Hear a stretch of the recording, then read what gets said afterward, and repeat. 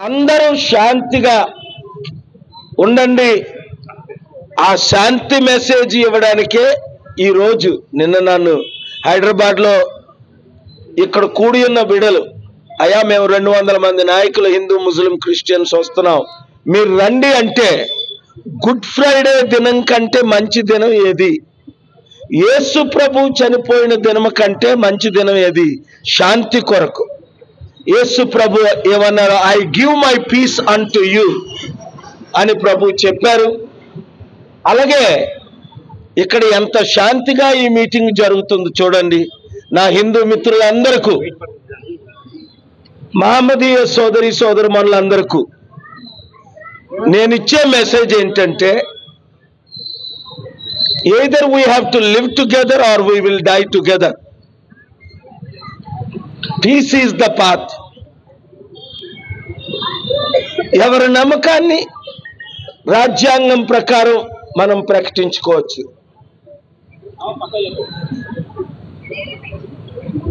అనేకులకు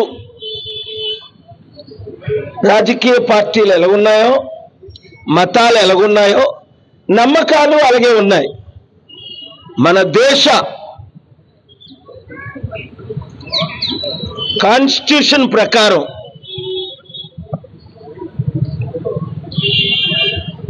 ఆర్టికల్ 25 ప్రకారం మన నమ్మకాన్ని మనం ఇతరులతో షేర్ చేసుకోవచ్చు.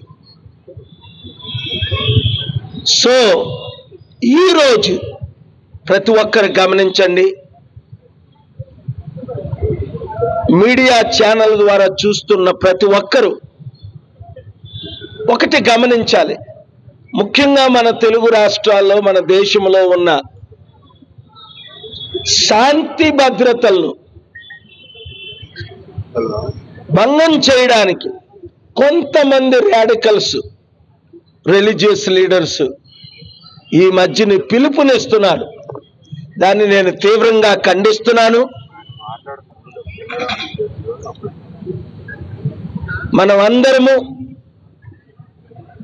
ఒక నాస్తికుడు అయినప్పటికీ, గద్దరన్న చనిపోయినంత వరకు మన ఆఫీస్కి వచ్చి, అన్నా మీరైతేనే శాంతి దూత, నేను నాస్తికుడిని, నేను దేవుణ్ణి నమ్మను, కానీ మీరే దేవుడని నమ్ముతున్నాను, మీ ద్వారే ఆ దేవుని వాక్యం చివరికి ఆయన యేసు ప్రభువును కూడా హృదయంలో చేర్చుకున్నారు. So good is more powerful than evil, truth is more powerful than lie, love is more powerful than hatred. We can all live together in peace, sharing each other's faith, spreading the love, the message, what Jesus meant. Go ye into all the world and preach the gospel, which is the good news that I am here, that I died on the cross of Calvary, I rose again, I will come back again very soon. So that is the message that ప్రభు బిడ్డలందరికీ, హిందూ, ముస్లిం, క్రైస్తవ లోకానికి 2025 సంవత్సరాల క్రిందట యేసు ప్రభు వారు ఈ లోకానికి వచ్చి నా కొరకు, మీ కొరకు, మనందరి కొరకు, దాదాపు 200 దేశాల్లో ఉన్న 850 కోట్ల ప్రజల కొరకు, యేసు ప్రభు క్రైస్తవులు కాకపోయినప్పటికీ, హిందువులు కాకపోయినప్పటికీ, ముస్లింలు కాకపోయినప్పటికీ, దేవుడే మానవుడిగా ప్రజలందరినీ, మనలందరినీ రక్షించడానికి ఈ లోకానికి వచ్చి 33.5 సంవత్సరాలు జీవించి, ఆయన చెప్పిన ప్రకారమే శిలువపై ఎక్కి మన అందరి కొరకు ప్రాణము పెట్టి, రక్తము కార్చి, చిందించి, ఇగో నేను మరలా 3 రోజుల తర్వాత లేస్తానన్నారు. మరలా 3 రోజుల తర్వాత ఆయన లేచి 542 మందికి కనిపించి శిష్యులతో మీరు సర్వలోకానికి వెళ్ళి సర్వ సృష్టికి కులాలకు మతాలకు ప్రాంతాలకు అతీతంగా నేను వచ్చాను, ప్రాణం పెట్టాను, రక్తము కార్చాను, నా ద్వారా మీకు రక్షణ, మనస్సుకు నెమ్మది, శరీరానికి ఆరోగ్యం, ఆత్మకి శాంతి, చనిపోయిన తర్వాత నాతో పాటు లక్షల కోట్ల సంవత్సరాలు మీరు పరలోక రాజ్యానికి వెళ్ళాలి అంటే యేసు నా రక్షకుడు, నా ఏకైక రక్షకుడని మీరు మనసులో హృదయంలో నమ్మి మనస్ఫూర్తిగా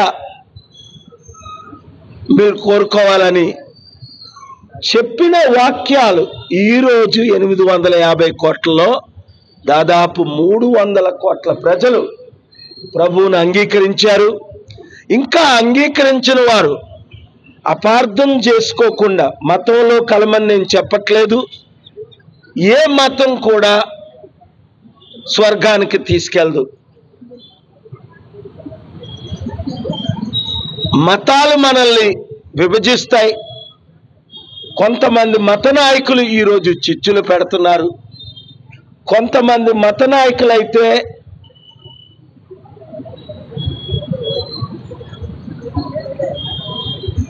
నిన్ను చంపుతావు, నిన్ను 4 కోసేస్తావని ప్రవీణ్ లాంటి వాళ్ళు జడిపించినప్పటికీ ఆ పాస్టర్ ప్రవీణ్ ప్రాణానికి తెగించి ప్రభు వాక్యాలు ఆయన చెప్పారు.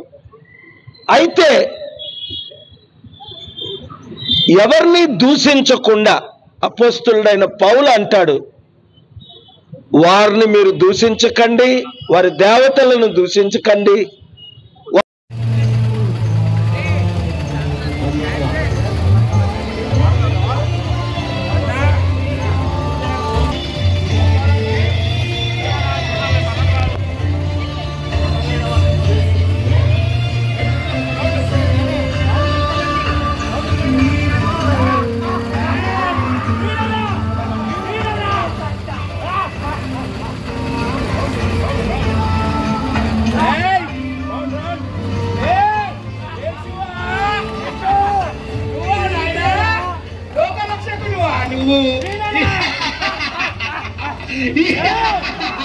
నీకు నువ్వు రక్షించుకున్నాయన మెస్సయ్యా.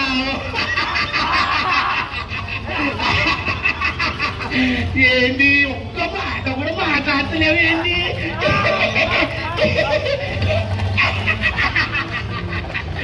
ఈయన ఒక్క మాట మాట్లాడతలేడు. ఈయన రాజట రాజు.